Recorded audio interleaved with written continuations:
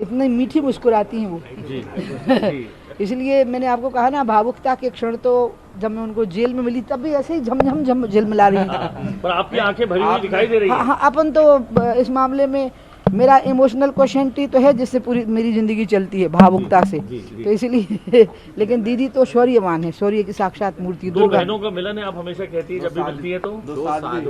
मैं साध्वी तो नहीं हो सकती, उतनी तपस्या में नहीं कर सकती जितनी दीदी ने की है।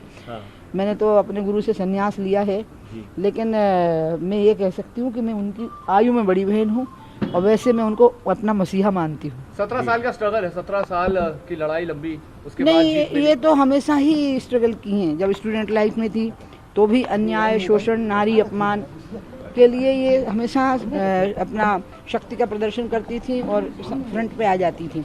विद्यार्थी परिषद भी हमारा एक ऐसा स्टूडेंट विंग है जिसमें आपको संघर्ष करना पड़ता है। तो उसके बाद सन्यासी जीवन भी एक तपस्या का जीवन होता है।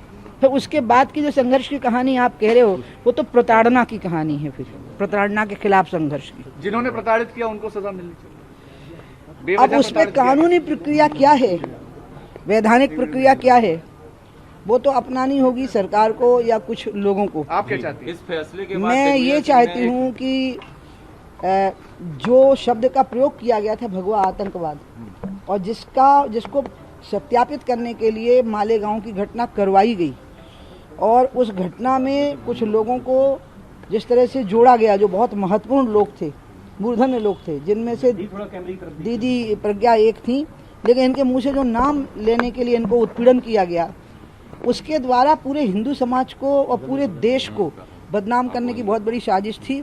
ये सारे नाम सामने आए और इन पर देशद्रोह का केस चालू होना चाहिए। इनके सब देशद्रोही। मैं अस्वस्थ थी तो दीदी मुझे एम्स में देखने भी गई थी, और दीदी हमारा हमेशा हमें प्यार देती रहती हैं।